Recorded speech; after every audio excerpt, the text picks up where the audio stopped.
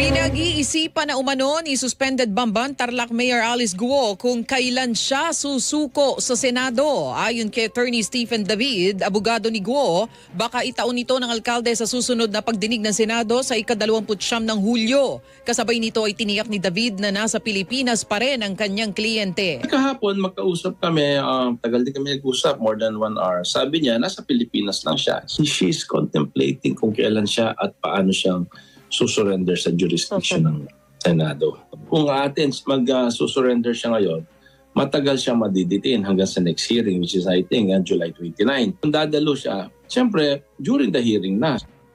Yan ang tinig ni Attorney Stephen David, abogado ni suspended Bamban Tarlac Mayor Alice Guo. Sinabi naman ni Senador Risa Hontiveros na kung nakakapag-Facebook ang alkalde, siguro ay kaya naman itong humarap sa Senado. Sa Facebook post ni Guo, iginiit niya na siya ay